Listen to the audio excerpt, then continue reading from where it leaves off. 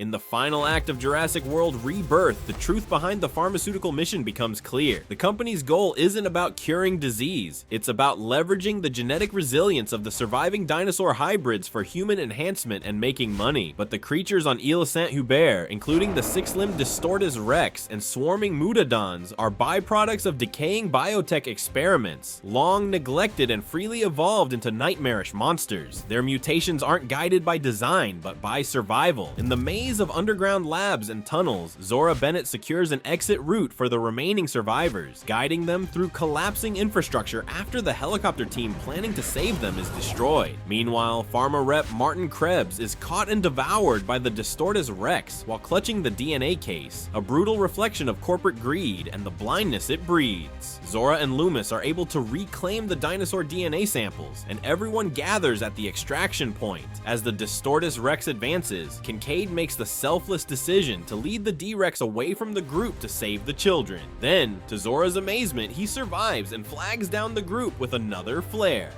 The survivors escape by boat, battered, traumatized, but alive. They realize that the island has become more than a playground for genetic advancement. It's a grotesque example of humanity's unquenchable ambition. This realization leads to Zora and Loomis choosing to change the fate of the miracle they've fought so bitterly to secure. Zora, once indifferent to the consequences of her actions, now stands shoulder to shoulder with Loomis, and they plan to release the DNA samples into the public domain in an act of rebellion against corporate exploitation. This means that no pharmaceutical company can monopolize a cure for heart disease.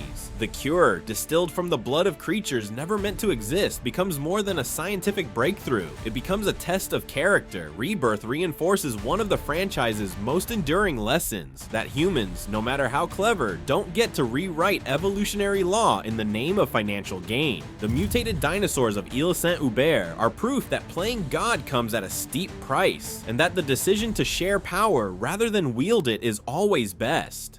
So, where will the franchise go from here? Well, depending on how well received Rebirth is at the box office, that could be up for debate. But if Rebirth's storyline becomes the blueprint for future work, the next chapter is likely to continue on the path of on-the-nose ethical confrontations. With the DNA samples now free to the world and the power of biotechnology and mutated monsters fully unleashed, there are many loose ends. Though we've seen giant lizards running rampant before, perhaps the stories might become about wrestling with what it means to live in a world reshaped by them. Future installments could easily follow the ripple effects of the open source genome. There are opportunities to explore black market genetic hacking, corporate bioarms races, and even factions seeking to restore prehistoric ecosystems as a last-ditch answer to ecological collapse. With the way the story plays out, Rebirth gives the Jurassic franchise a chance for a full thematic evolution. What do you think? Should the series continue down this introspective path or return to the blockbuster chaos of its origins? Let us know in the comments. Thanks for watching Screen Rant. See you next time.